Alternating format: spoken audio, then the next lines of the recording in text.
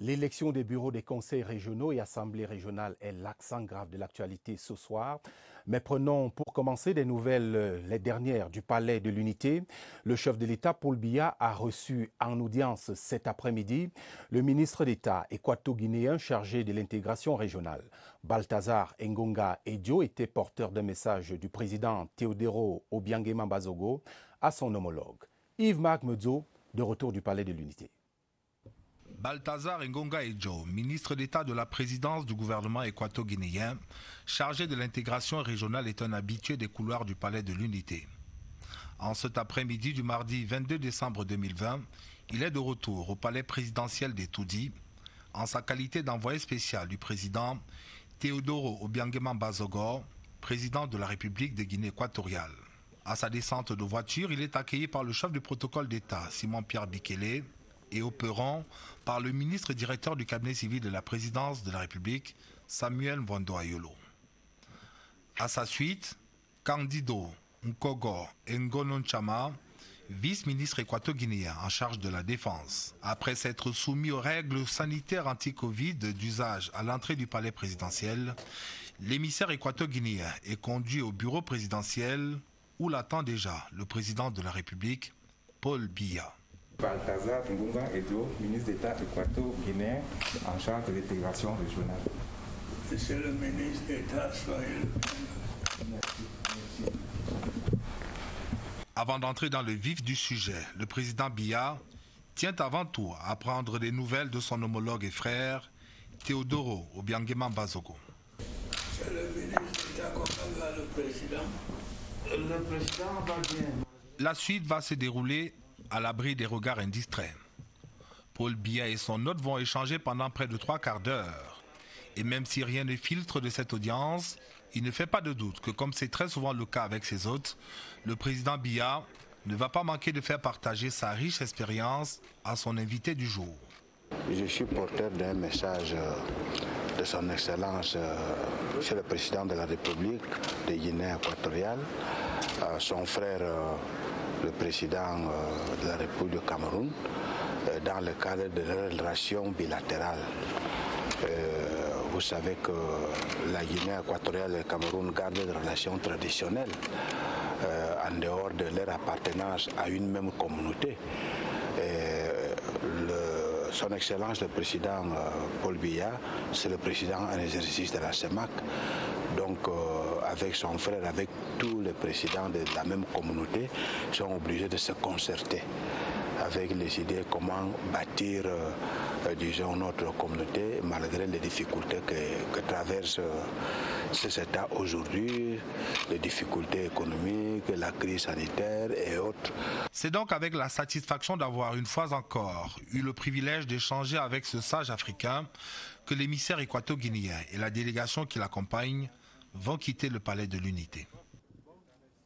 Restons dans l'actualité présidentielle avec ce constat. La décentralisation qui connaît ce soir une accélération est un des piliers de l'action du chef de l'État. Vous verrez dans le film de l'année du président que nous vous proposons depuis hier que l'entrée en scène ce jour des élus régionaux marque en réalité un tournant décisif d'un processus piloté avec méthode par le président Paul Biya lui-même. Agenda présidentiel et décentralisation en 2020, le regard de Yves-Marc Medzo.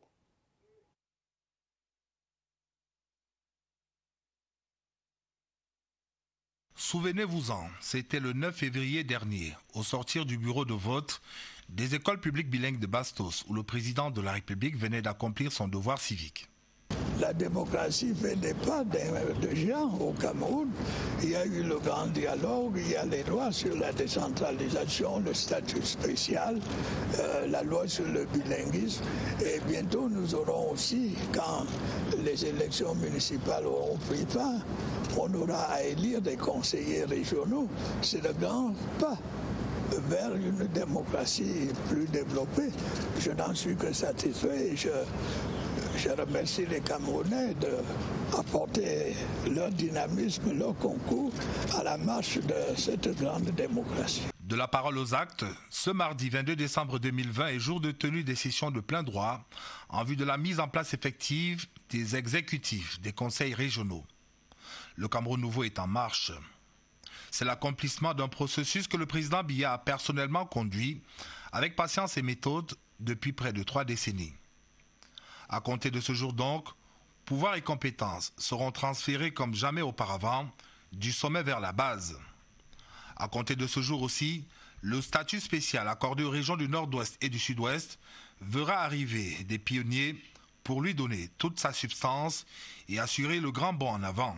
Inscrite dans la Constitution du 18 janvier 1996, qui dans son article 1er, alinéa 2, précise que la République du Cameroun est un État unitaire décentralisé, la décentralisation dans notre pays a connu depuis lors diverses évolutions, les plus récentes étant contenues dans les décrets des 3 et 9 novembre 2020 portant respectivement organisation et fonctionnement du Conseil national de la décentralisation d'une part et du comité interministériel des services locaux d'autre part. Concrètement, il s'agit pour le président de la République, à travers la signature de ces importants textes, de donner à la décentralisation à la saveur camerounaise toutes les chances de succès. Si l'un et l'autre de ces organes sont chargés d'assurer un suivi et évaluation de la mise en œuvre du transfert de ressources et des compétences à la base, le comité interministériel des services locaux a spécifiquement pour mission d'élaborer un programme de transfert de compétences et de ressources, évaluer les moyens humains, financiers et matériels nécessaires à l'exercice de ces compétences transférées et, plus intéressant encore, à conduire des études prospectives dans le domaine. Un jour nouveau se lève donc, et c'est bien le cas de le dire, pour la décentralisation dans notre pays. Un processus qui rend chacune des collectivités territoriales décentralisées maître de son destin. L'État central étant pour sa part désormais occupé à s'assurer de la bonne conduite du processus tel que voulu par le président Biya.